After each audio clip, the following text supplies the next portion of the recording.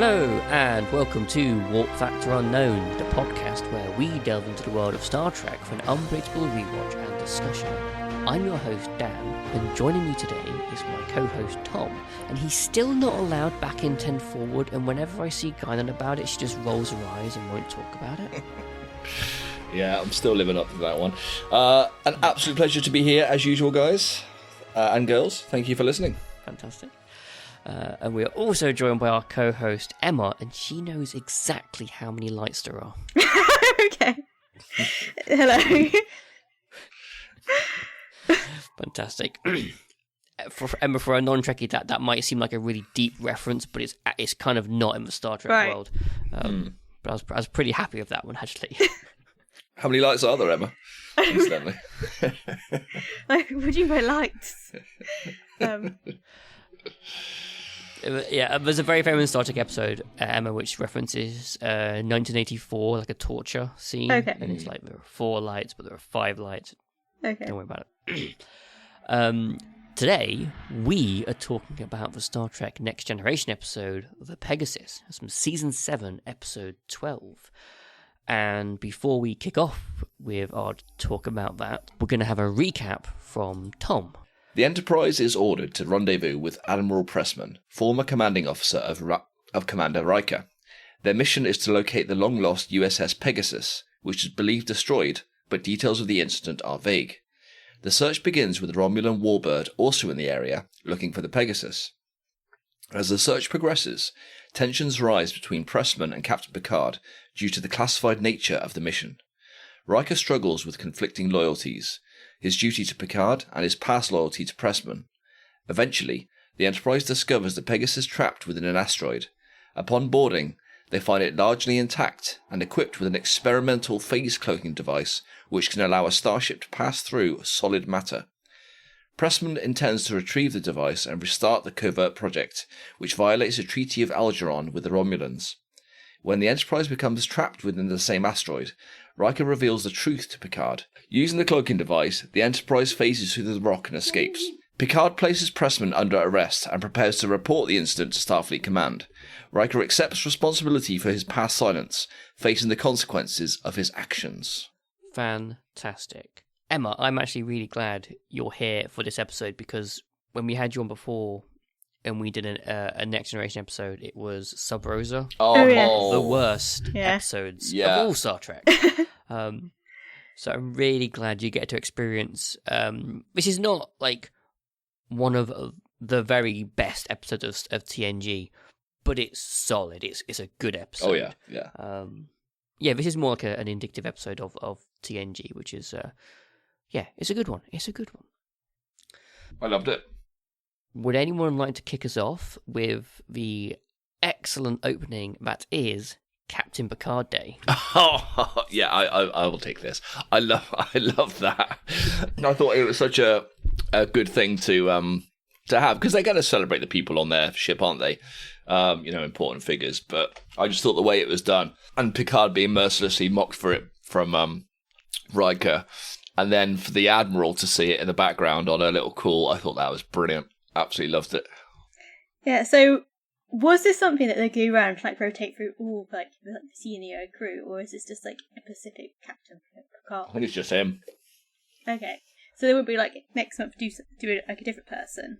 Well, he said, didn't he, towards the end that Riker's going to have a day. I don't know if he was just saying it as a joke or if they're actually going to do it. In some respects, it's like, I find it a bit weird, like the whole hero worship thing of like this one person. I think it's just kids though, isn't it? I think it is. True, but it's still like, I don't know if usually like putting somebody or like encouraging putting somebody on a pedestal like that is a bit. It kind of made more sense if they were doing like a person each month, and they go like learn what their role is and like what they do, and sort of maybe inspire them to maybe go do that role. Yeah, when they're an adult, if they go join Starfleet, but yeah. Could have like a Wesley Day. Yeah, like the just like pure hero worship was a bit like okay. It kind of made you but also it was kind of interesting because like with those starships, because obviously they have families aboard, and it's like whole communities flying around in space. It was kind of interesting. They were like referencing it that way. Like they do like, sort of interact with each other. If that makes sense. Yeah. How about you, Dan? What do you think?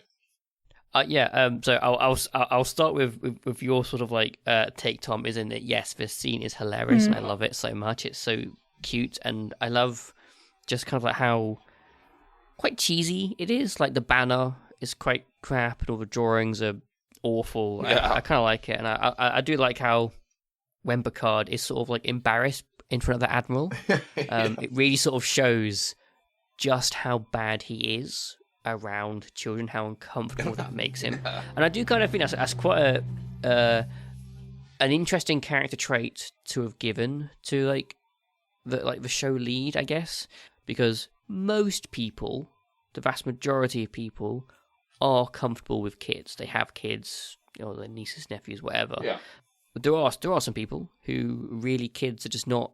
They're not their jam, but they are in the minority. So I thought it was really interesting that they always played Picard as this doesn't like kids kind of guy. Yeah. With your thing, Emma, super interesting. Yeah, like we don't get like a Captain Janeway Day or a Cisco Day. This appears to be a singular Enterprise D thing, just a Picard thing. Which is even more interesting when I was just talking about how Picard hates kids. That like it's almost like the more he tries to push them away, the more they're like, "Oh, senpai." Yeah. Yeah. The more they want him, want to be with him. Yeah, which I think is really funny. Like for Kat, who you don't want to. You're trying to ignore it, but it decides that you're the person it must. Exactly. Well, Emma, like with you, exactly. Like you are not a dog person. No. However, Tom's Great Dane loves you, Aggie, loves you, and always comes and says hello. But she's a huge dog, and for someone who doesn't like dogs, I think it's fantastic. But also, I had a note for later on that I was going to bring up, but I'll bring it up now because it kind of ties into what you were saying, Emma, about that hero worship and stuff. Throughout this episode, I kind of got almost like quite a few like nepotism kind of vibes. Like at a certain point, Picard says he had to put in some favors, and another point, Pressman says, "I've got friends in Starfleet and whatever." And I think Riker says or is told that like he's standing in Starfleet while it is taking a hit, and it kind of like leads into this sort of it's not what you know, it's who you know kind of thing. Yeah. And it's almost like this Captain Picard Day starts out from a really young age with this hero worship. Like you can imagine 20, 30 years when these kids have grown up and maybe some of them are in Starfleet, they're like, oh yes, but I grew up on the Enterprise D with Captain Picard. And that sort of brings a certain amount of bragging rights. Yeah, super interesting stuff. Also interesting because obviously human beings are complicated creatures, and we all have like a good and a bad parts to us. And it's I'm trying to think of the right way to word this. It's kind of almost like they're brainwashing the children from a young age to like respect the captain. It's like authority figures. And in the case of like Picard, okay, that might be alright because he's like pretty much, as far as we know, an all-round good guy. But when you got situations where somebody may not be as good, a bit like the Admiral who is in this episode, he's got a lot of power, and they've been trained to like respect these authority figures. Yet that Admiral doesn't have good intentions at all. They're almost like not brainwashing, but like training the kids from a young age to like do what an authority figure tells you to do, which isn't always a good thing. Yeah. Which is kind of interesting with how this episode plays out. Yeah, so it's a really good point because imagine how different Admiral Pressman Day would be. Well, like he would probably lean into that a lot more and try to impress upon these young malleable minds those kind of like almost like nationalistic kind of ideologies. And like it is kind of weird. Like while I love Captain Picard Day, I think it's really funny. It's really cute. They could have easily gone with like Federation Day. Like, we know there's a Federation Day. That is mentioned a few times throughout Star Trek. So why not just be celebrating Federation day Yeah. for kids. Like, I think it's like if they're trying to sort of create some sort of parallel. I don't know if it's even parallel is the right word, but like they're trying to create, because obviously Riker has that decision he has to make later on, and he was talking about in the past making what he now thinks is the wrong decision, because he was like, oh, I must follow my captain at all cost, because that's what been sort of drummed into him from the academy. I wonder if that's maybe a parallel to that almost. Yeah, it's interesting. Yeah, it's great, and I think it's kind of why like this scene stuck out to me quite a bit. So as I was watching, I was like, yeah, it's really funny, but also, what about this? Yeah. And a little, I think Tom, you mentioned like there's like or was it Emma, one of you mentioned about like the potential for like a Riker day, and Picard sets Riker up, and I like that too. But the one thing that struck me about that was like, I kind of thought that Riker would be well up for that. I thought he would love a Commander Riker day. Yeah. You know, not because Riker's, you know, very self-centered or anything like that, but Riker's he is a very sociable kind of guy, and he, you know, we must see it at some point. I can't, off the top of my head, I can't think of many occasions where Riker interacts with kids, but I am going to assume that Riker is much more engaging with children than Picard is. Yeah. He would, you know, like Riker going down to the school to give a talk or whatever, he would enjoy that way more than Picard would. So, yeah, anyway, I didn't like I liked how they sort of, Picard was like going to force upon Riker a Commander Riker day, but I didn't quite like Riker's reaction. I thought it should have gone the other way, and he'd be like, yes, mate, let's do this. Yeah. Oh, I did like the bit at the end though when the Admiral, Picard was like, I'm a role model, and she goes, I'm sure you are. that was such a good end to that call. Yeah, because she's only in it like a couple of moments, that Admiral, but she had like really good acting on her face. She's like, of course you are. Yeah, it was good.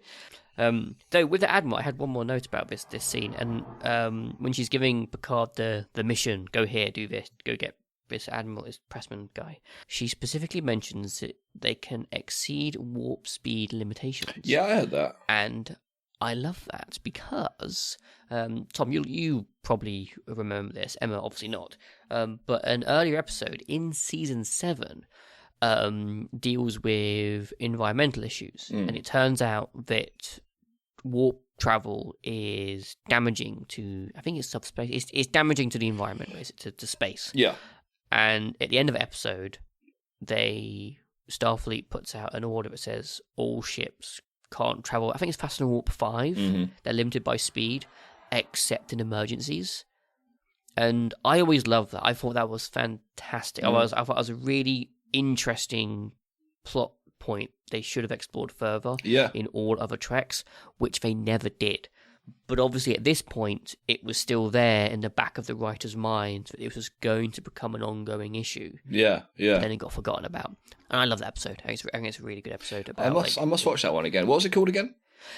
I don't know what it was called, but there was some aliens were sort of protesting the use of warp travel through their bit of space because they were saying it was damaging.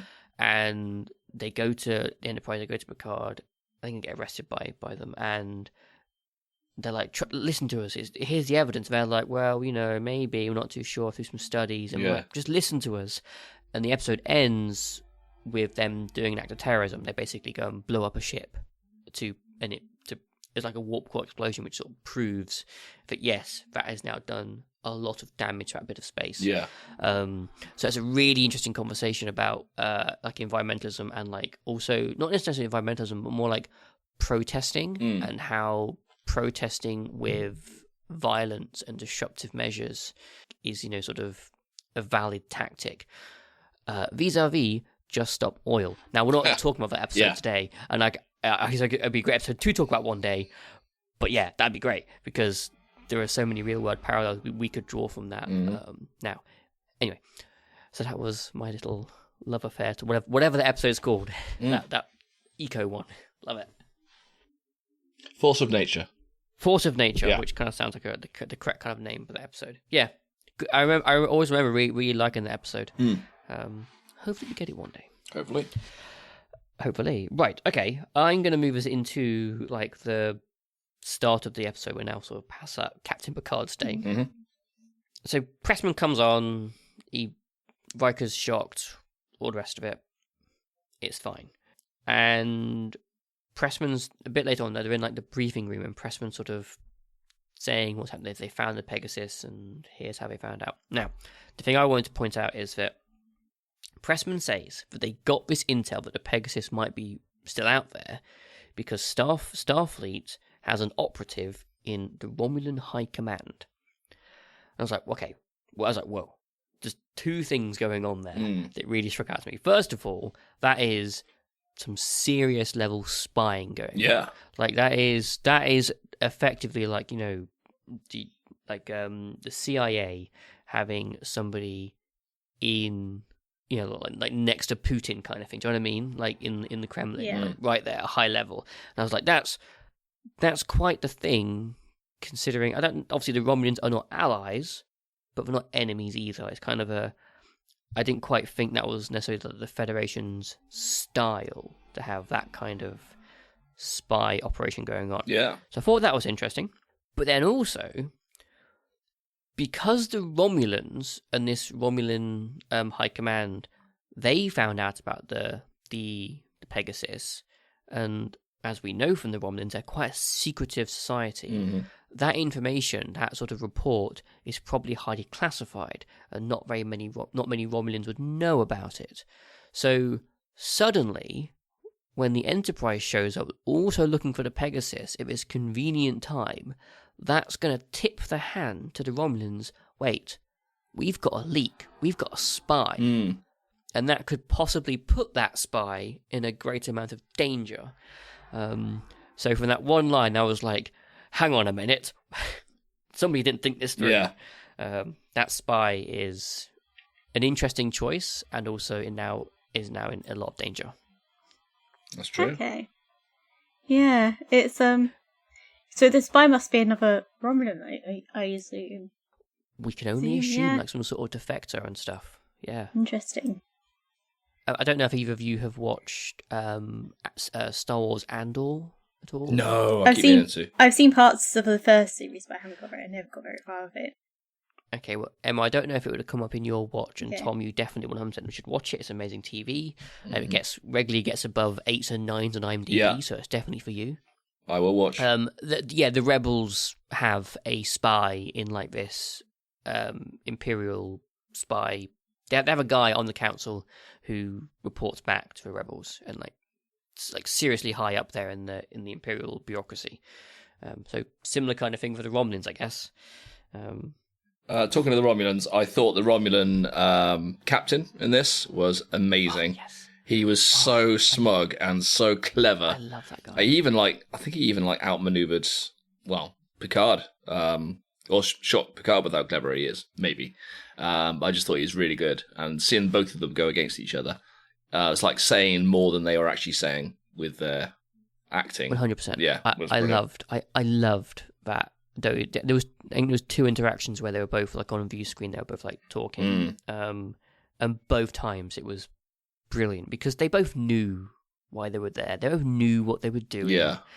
They didn't need to tip any hands, but they were very coy. But it was a really fun scene. Yeah. And the way that Patrick Stewart, especially because he is a brilliant actor, he just really sold it in that kind of, oh, we're also here for a how study. interesting. How interesting. Yeah. It's so good. It was, really fun. Yeah. Absolutely loved it.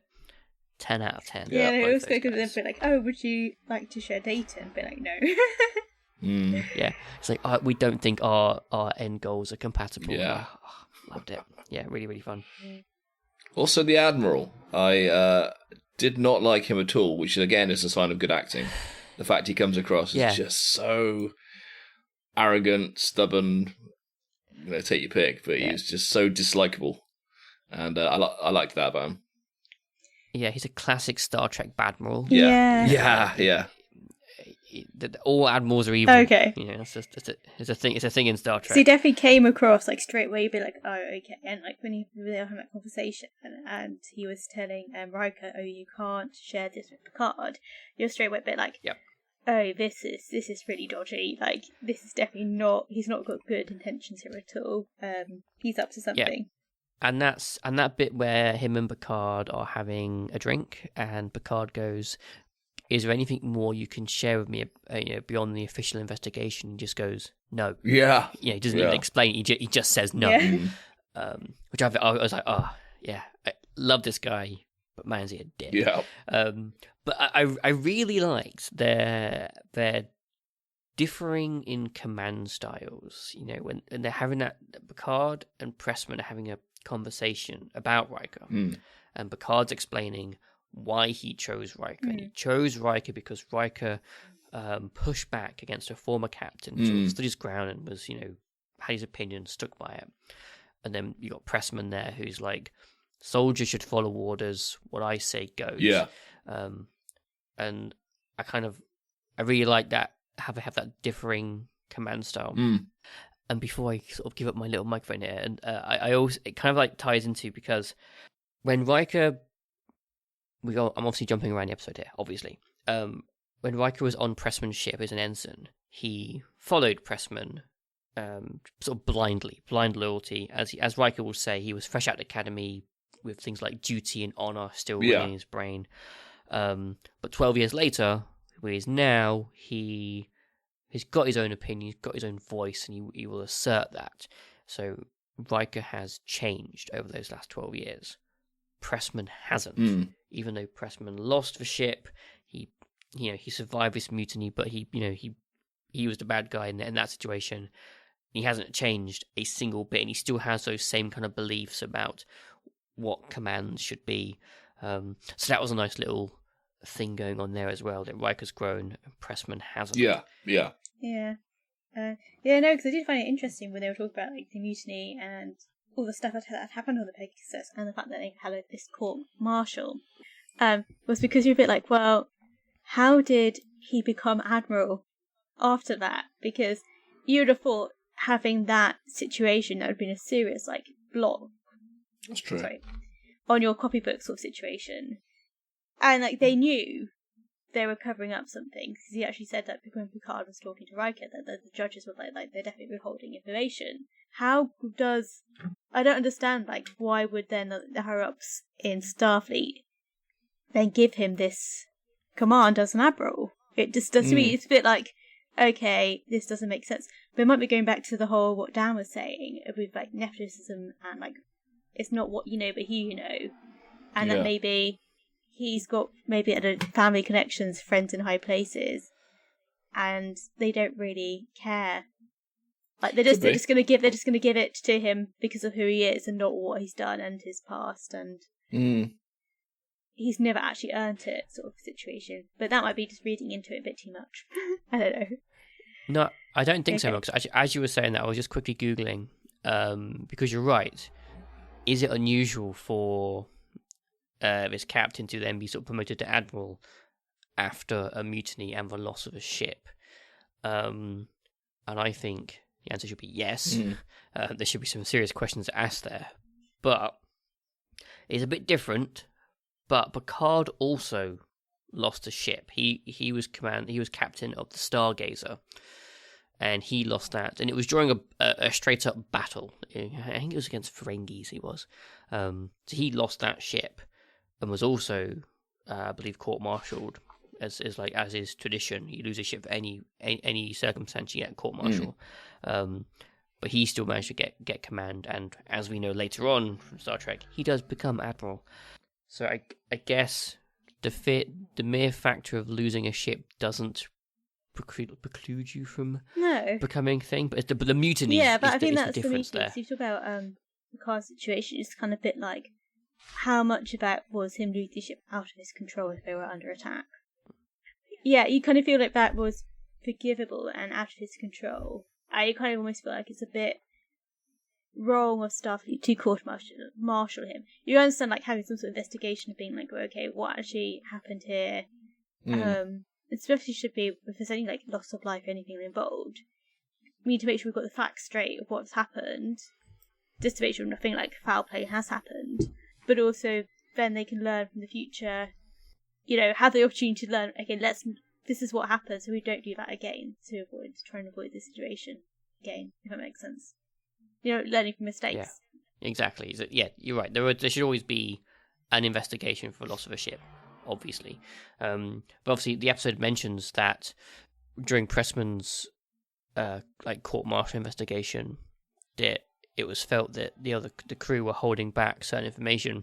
And further investigation is required. That doesn't happen. Brings us back to that nepotism, like somebody somewhere quashed it, protecting him. It's also got the fact that if only the ones who sided with him survived, most of the people on that ship died in the end. Oh yeah. And like when they go back to the ship later and they see these dead bodies, like it's a full ship's worth of crew. Like on the small end, a small ship will have a crew of like 50, and a ship like the Enterprise has like 1,000. So it could be potentially hundreds of people that died, with only 7 surviving. So it's a huge loss of life, even if it's only a crew of 50. It's still a lot of people who died on that ship. Yeah, it was interesting to talk about like how Riker and the Admiral had changed over time. Because also Riker was really, I think, quite distressed seeing the bodies of his fallen comrades. But then the Admiral just didn't care. And these were actually the Admiral's people. Like, he was in charge of their welfare. And he just didn't care that they were dead. Which is I think just says a lot about his character. Yeah, that he's not a nice guy. No. Out for number 1. Yeah. And you would think that Starfleet has pretty robust methods for profiling and doing sort of psycho evaluation about their senior leaders.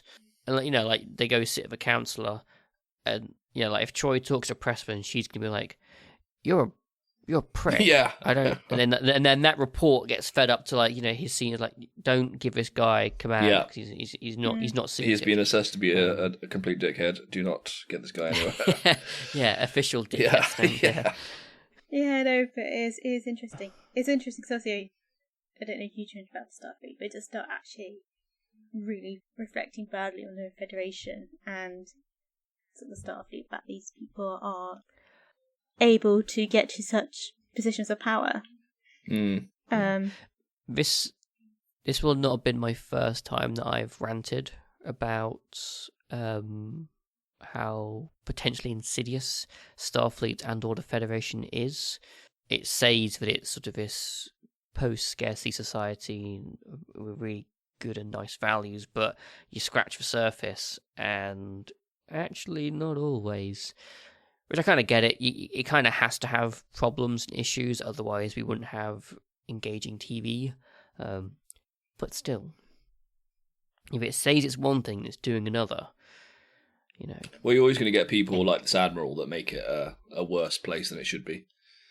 Just like in work, you're always going to get one. Well, exactly, because not while you do get a lot of good, genuine, honest people who are really good at their job and are really good leaders who will rise to the top, you also get just straight up arseholes who will also rise to the top just because they're a bit louder. They'll steal credit for something you did at work, and they'll say, "Oh, I did that." They'll take the praise for it, whatever. Yeah. So when it comes time for promotions, they have that sort of favour, or whatever. All that sort of toxic work trait stuff. So it happens in the real world. Of course, it happens in Star Trek. But it's interesting. It's interesting. Yeah, I love it. I love all that sort of stuff. Okay, I'm gonna go for a slightly lighter note now. I love, with big capital letters there, love, that Picard's eating sushi. I think that's so funny. I don't know why it's funny, but I just love that image of him sitting at his little desk with his chopsticks and a little bowl of rice. And it's so that's a full platter, that is. Yeah.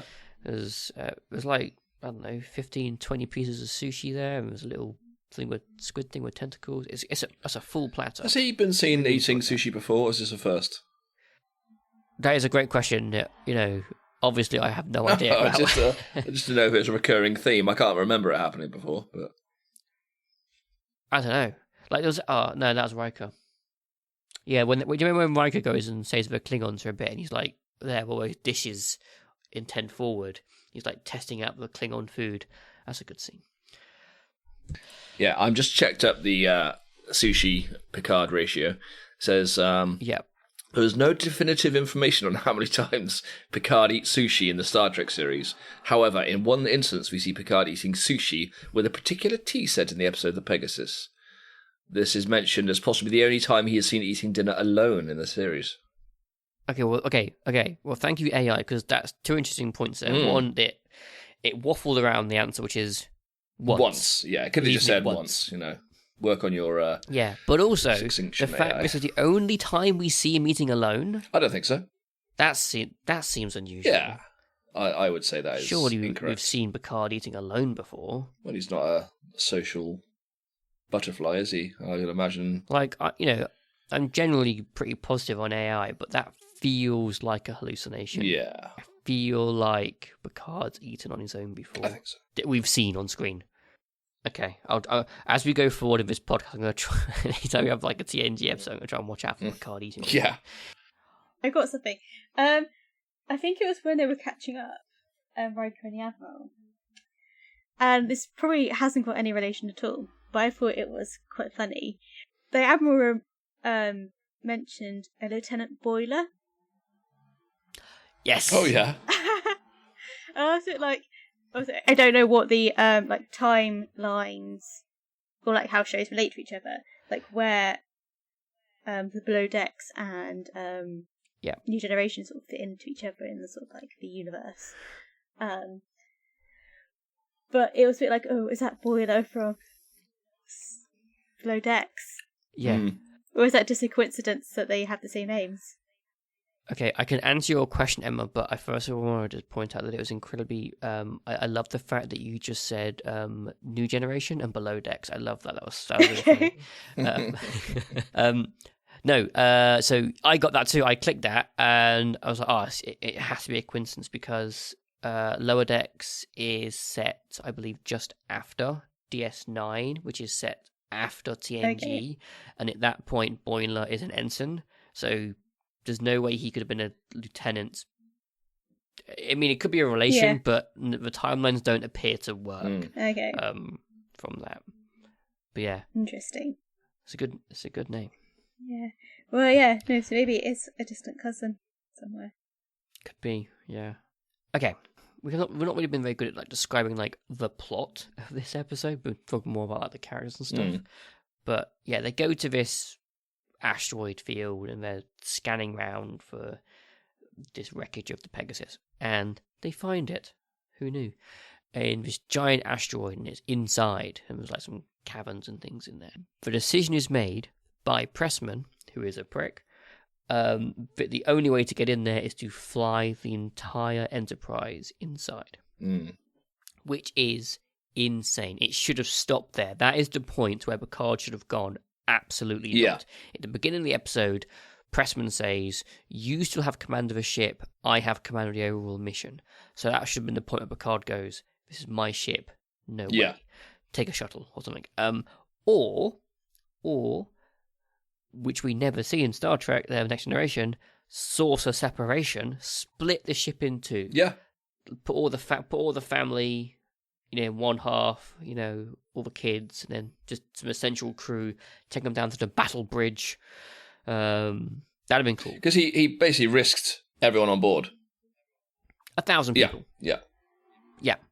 Repeating the same mistake over again. And I love that kind of. I do kind of like how Picard calls him out and all the rest of it. And he's like, "Fine, I will follow the orders as I'm supposed to." And there's only one thing I would have changed in that whole sequence is when it comes to flying the ship into the cavern, Picard goes to the ensign, the helm, and says, "Ensign, set course." Blah, blah, blah. I think Picard should have sat down in the helm seat and done it himself. Yes. I feel like that would have added a real amount of weight to that scene, because Picard wouldn't have then given that sort of responsibility to this ensign, and it was sort of like, adding more weight and drama to the fact that this is really stupid idea. We should not be doing this. But other than that, good scene. I'm surprised he let it go on as long as he did, actually, because Picard, does he mention, like, if it narrows to less than 500 meters, he's gonna pull out? Yeah, he did. That's actually a good point, and I don't know the answer. Like, how wide is the Enterprise? Because 500 meters seems quite small. Yes. Because does he mean, like, the width of the cavern is 500 meters? Maybe. Or maybe or he like means 500 meters either side. There needs to be space. I don't know. That's a good point. Yeah. Because I would imagine the Enterprise D is wider than 500 meters. I would have thought so. Yeah. Maybe I'm wrong. Also, does Picard know how to fly the ship? Great question. Don't know. Assume Because so. he I must. know, like, yeah. I'm just thinking about, like, naval stuff, or stuff have naval. I don't think everybody, like, will know how to do everybody else's role, if that makes sense, because there's so many roles. So you kind of feel like, okay, you're, like, specialised in command, so you do the command stuff, and then you have, like, specialised drivers who are going to fly the ship, or pilots even. You are correct. Yeah. That it's quite possible that the Picard may not be the most qualified person to fly the starship.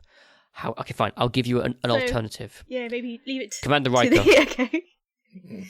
Because Commander Riker, in the very first episode of Next Generation, Picard basically hazes Riker. It's a really weird scene.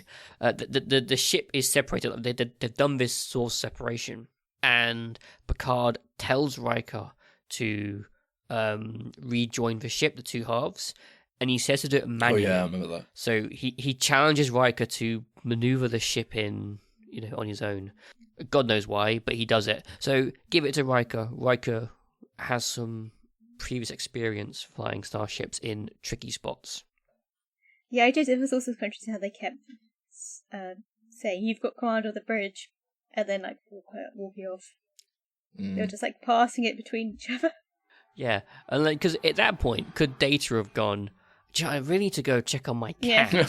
Can I? Worf, you've got the bridge, and then, like, how far down Where did it go? can you go before no one's on the Wesley, bridge? come here. Just that one ensign. Yeah. Yeah. But also, you kind of feel like, And then, like, Picard comes back and he's like, where the fuck? yeah. What's But the also, audio? Yeah. it's also, you feel like in that sort of situation, because they're in quite a not crisis, but, like, quite a hairy moment. You kind of feel like everybody, like, senior staff, should be on the bridge at all times. Nobody's going anywhere. It doesn't matter what else is going on. Yeah. You're staying put so that you can, like, deal with the situations as they arise and not have to, like, waste time running back. I agree. I only have, like, I only have one change I would like to have seen in this episode. It's quite minor, but I think it would have really tied everything together quite nicely. At the end, the Enterprise gets this cloaking device thing, and they... Okay. Let's give some plot point context. The Enterprise gets stuck in this cavern. The Romulans seal the entrance because they're beautiful like that.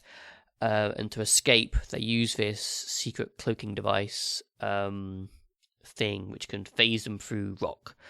So they do that, and they come out, and they reveal themselves to the Romulans. And Picard says, I think it's to Worf, send a message to the Romulan captain that they'll be getting an official statement from our government. I really would have liked that to have been hail the Romulan ship, and Picard and that captain had a one final exchange face to face, and, like, say the exact same thing. It's like, Captain, I know what you're about to say. We'll send you an official statement. So, I feel like because they had such good chemistry, those two captains. It really would have, like, tied everything nicely together at the end, as opposed. They're obviously probably trying to, like, save time in the runtime of the episode, but other than that, I like the episode. No, I agree with that. It was. I quite liked how Picard seemed to know something was up from almost the very beginning of, like, interacting with the Admiral, which is one of the reasons why, like was Tom saying earlier, like, why did you leave it so long to, like, before he stepped in? But it was interesting because he definitely been like, yeah, there's something amiss here.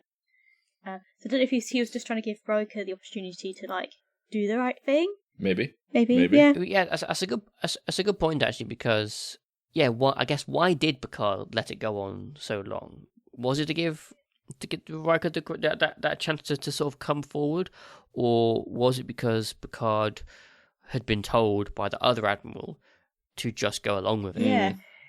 It's not really a Picard trait to just because also like the other admiral go along blindly. Seemed like she knew something else was up, and obviously I don't know enough about her to know like what side she'd fall on. When she fall on the other admiral's side or Picard's side.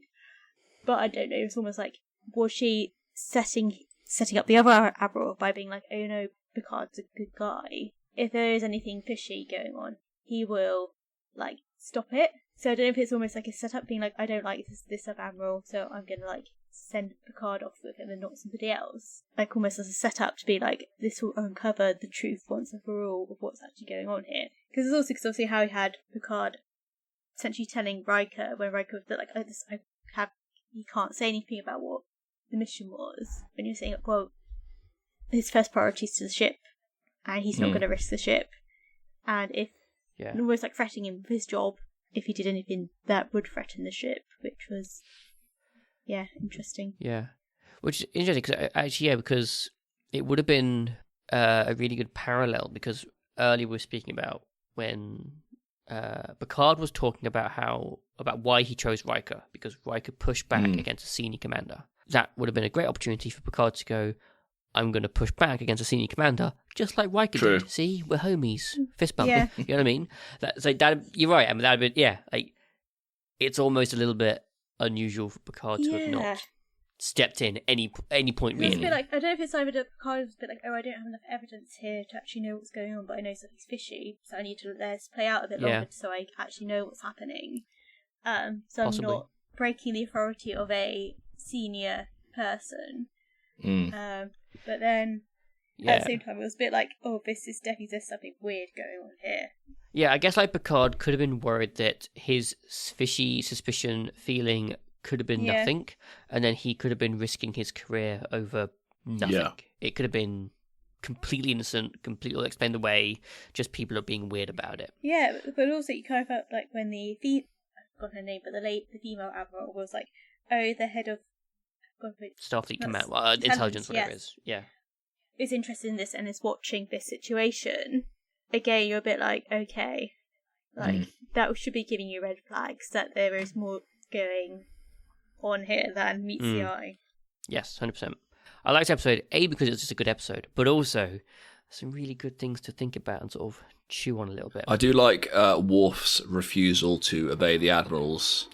When he he crosses his arm, pulls his shirt. I was like, I thought that was brilliant. That was a classic Worf. Worf and Michael Dorn, the actor's really good at just like those. You said before, like quite subtle, just like few lines or whatever, a little bit of acting just to get across, which is really hard to do when you're wearing so much prosthetic makeup. Sort of same with like Armin Shimmerman in DS9, the Frank Quark, the Frank. Yeah. So much makeup, so much prosthetics, but can act really well through all that. Actually, I think I was checking it to make sure I got it right, but there's an old adventure game, Dan, called The Feeble Files. Feeble Files, okay. And it's an old point and click, but there's a certain character in it. I'm sure it is him. Let me just double check to verify this. Anyway, it's called Feeble Files, and he's in it, but just in his tone of voice and the way he speaks. It's only like he's in a very small part. You just get so much, not emotion, because he doesn't show any emotion in his voice, but you get such a... Maybe it's because I knew he was from it was Worf in TNG. But yeah, I just thought that he portrayed that really well as well, that sort of character in that. Yeah. There are some characters in whatever, like games and films or whatever, they have such minor parts, but they really stick with you. Yeah. And I'm actually just looking, I'm on GOG. I'm just looking at The Feeble Files now. I think he's... Robert Llewellyn, who plays Crichton in Red Dwarf, is the main character's name, but I'm pretty sure. Yeah.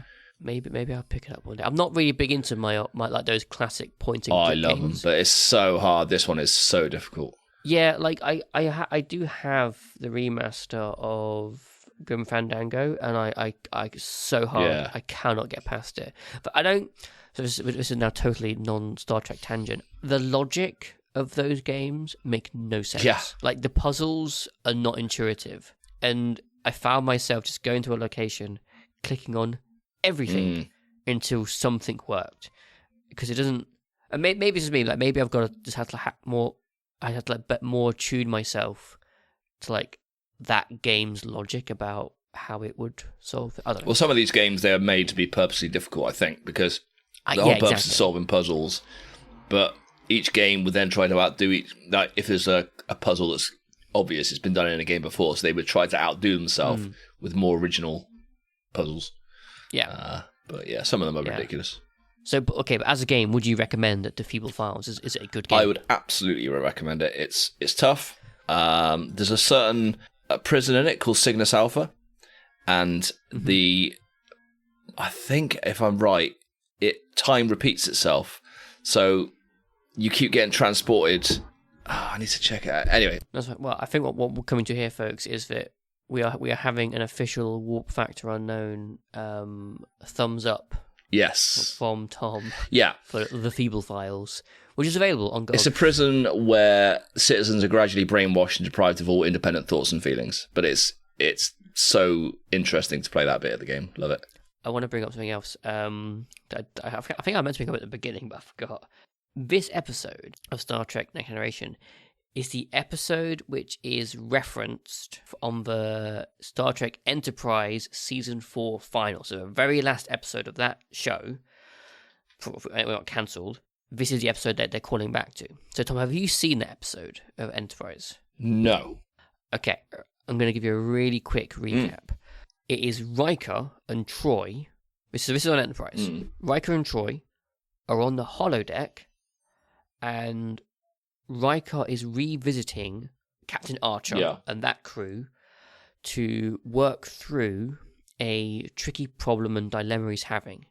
And this is it's the Pegasus dilemma. Like, should he go to Picard or should he stick with Pressman? And it's a controversial episode for an ending. I think on its own, I don't think it's a bad episode of Star Trek. I've not seen it in a very long time. I think the issue that people had was that it put the focus on Riker, right, as opposed to the Enterprise crew, because it's their show. But I kind of like it. It's like Riker's there playing the show. It doesn't matter.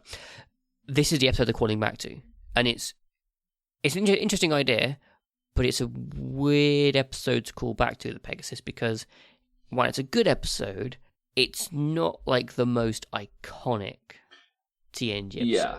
If you follow me, like this probably isn't an episode that all Star Trek fans are going to remember. No, it's a good one, like you say, but not. So that's what I wanted to mention, is that this episode of Pegasus is the episode that Enterprise references on its final show, which is a very controversial episode. Which again, would like to get that one day so we can discuss some epic controversy.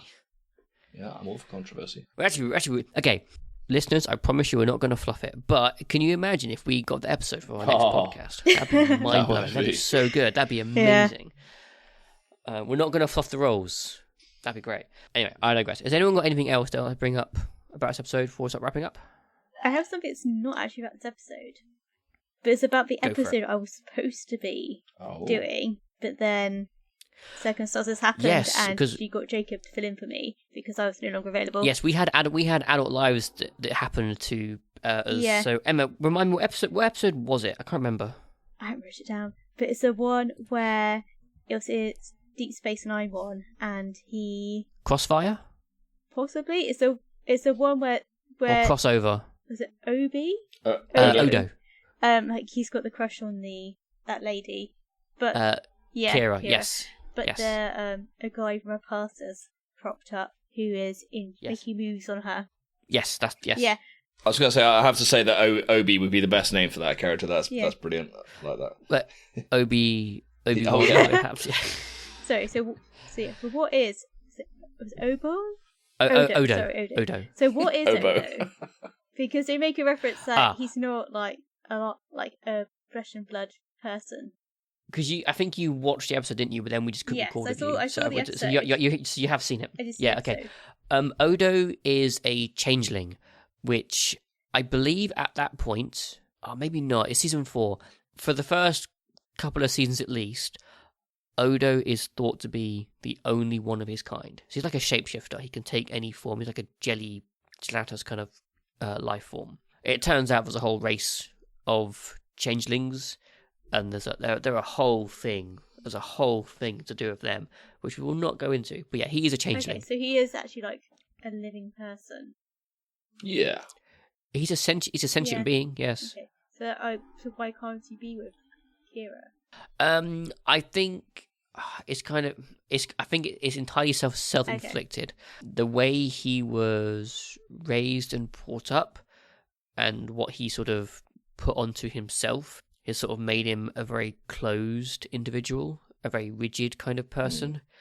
I think he feels because he is different, he's not a solid, as I think there's a word they use. He would have difficulty being with that person because they can't do certain things. Like he doesn't breathe, he doesn't eat or drink or anything like that. So he doesn't sleep in the same way that regular people do.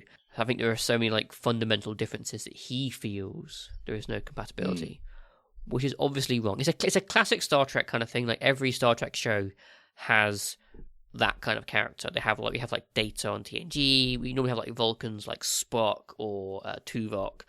They're kind of like logical one or the non-emotive character or whatever it might be, and they sort of over the course of a show, in quotes, learn humanity and they become more human. So that's who Odo is as a species and a character. That's good. It's interesting to know that. Yeah. Yeah, maybe we'll get another DS9 episode next because you're sticking around with us for this one. Okay, let's do some final thoughts and wraps up. Emma, do you want to start with this? Do you want to give us like some final thoughts on this episode, and then if you had to give it a score out of 10 on like an IMDb-ish kind of scale? I quite enjoyed it. I wouldn't say it was like the best episode I ever saw, but it was a good one. I'd probably go for about a 7. A 7. Yeah. Yeah. Good, nice and solid. Nice. I was very nice, succinct review. Tom, I loved it. I remember watching this episode in the past and liking it, and I forgot what the name of it was, but I get it mixed up with the one where Picard lives a life where he could have been like a mere ensign. Oh yeah, I can't remember what that one with Q. Yeah, I know what you mean. And that one's really good. But Tapestry. Yeah. So it's another one word title. But no, this one Pegasus, I thought it was really good. I love like all the acting in it, from the Romulan captain to the admiral, who I absolutely detest. I think all the parts were acted really well, and I like the discomfort that is brought up with Picard sort of when he sort of threatens, well, you don't have to tell me anything, but if anything does happen, we'll have to reevaluate the command structure of the crew. And I just love that sort of interplay that happens in this episode. Plot was good. I liked all the asteroid bits where they had to get out, and then at the end where they fly through the asteroid itself using the cloaking device. So all excellent. And I'm going to give it an 8.4. Wow, 8.4, such high scorage. Yeah, I'm going to agree with basically everything you said, Tom. This episode's great. And it's kind of weird. Like, I love this episode, but it's not like, I can't ever imagine this episode being like in a top 10 list for me. No. But I can't tell you why, because it is a really good episode. It's got a pretty good story, a pretty good plot. All the characters are really good, really, really engaging. Even the Admiral, as you alluded to, like the whole sort of shifting dynamics in power play, like having Riker in an awkward spot and Picard in an awkward spot. I loved it. I thought it was really good. It was a really good overall package to have everyone in. Yeah, I really liked it. No real complaints. And also on top of that, I really enjoyed some of the conversations we've had today and some of those little thoughts we were to go down and explore. Mhm. Really nice. So I'm going to give it, and I'd already written this down on my notes, so it's not just me one-upping you, Tom. Okay. I'm going to give it an 8.7. Ooh, okay. I know, really high. Yeah. Just a really good episode. Yeah, I agree. Of TNG. Right, now I need to find out what it actually got. Okay, so Star Trek, the Pegasus gets a... Oh my god, you bastard. You absolutely... What? 8.4. Does it? Yeah. Amazing. Well done. Good job. I'm really happy for Straight you. on, That's actually amazing. That might be the first time that one of us has got it on the money. Possibly. Exactly correct. For an IMDb. Tom, you are attuned very closely with IMDb. Oh, do you know, I always knew this. We think as one. No, that's great. Yeah. We need to choose the next episode. So if, Tom, you could start prepping your thing. Yes, I'll do this I'll now. read some rules, meaning that things like we will watch two-parters, we won't watch whole story arcs. If we somehow land on the same episode we've already watched, we'll go up or down. We can't have the previous selection, so we can't watch TNG again next time. And we can't have the same show twice per season, which I think for season 3 means... Yes, just Voyager we've watched twice this episode. Okay. So everything apart from Voyager and TNG are up for grabs in the next one. Do you know what I would like to watch? Strange New Worlds. I think we've had one episode of Strange New Worlds in this whole thing. So more of that, please, if you can, Tom. Or the Enterprise season 4 final. 12 possible seasons. Yep. I'm now going to rotate the random. We have Picard. Oh, Picard again. We're going back. Yeah. Yeah, okay. We've got so we had season 3 before, which is like one of those like really great episodes, which I actually hated. But so now I'm going to do between 1 and 3. We have a 1. Season 1. Okay, no, that's how many episodes are in season 1 of Picard? Because me and Jacob have already watched episode 8. Okay. There are 10 with episode 9 and 10 being a two-parter. Okay, so between 1 to 10 now. Here we go. Oh. So we have a two-parter. 9 we chose. Okay. Yeah. Great. So yeah, we are watching episode 9 and 10 of Picard, from season 1, which is Et in Arcadia Ego. Good Latin sounding. Oh yes, there it is. It's right there. Etienne in Arcadia Ego. Et in Arcadia Ego. Fine. Do you know what? I'm actually not super stoked for this. No? But we could always spin again. We're not spinning again, you know. Hang on. I know, I guess I like Picard. I didn't love Picard. Fine. I think I've got a synopsis for part 1. Let me read that out. Okay. Following an unconventional and dangerous transit, Picard and the crew finally arrive at Soji's homeworld, Copulus. However, with Romulan warbirds on their tail, their arrival brings only greater danger as the crew discover more than they expected about the planet's inhabitants. Okay. Do you know what? Actually, I won't read a synopsis for part 2, because that might give a few spoilers for ourselves for that one. So, yeah, okay. We've got a two-parter. Let's go watch a two-parter. Yeah. Thank you for listening into Warp Factor Unknown. I've been your host, Dan, and I've been joined by my co-host, Tom. Thank you, everyone. And we've also been joined by our co-host, Emma. Thank you for having me. Excellent. Thank you both. Today, we talked about the Star Trek Next Generation episode, The Pegasus. Join us next time as we take another deep dive into the Star Trek universe as we discuss the Star Trek Picard episode, Et in Arcadia Ego, from Season 1, episodes 9 and 10. Two-parter people, watch both. Until then, thank you for your continued support. If you would like to contact us, you can email us at warpfactorunknown@outlook.com. Don't forget to like, share, other stuff that you have to do for engagement reasons. The music we use for this podcast is called Starfleet Command by Jeff Harvey.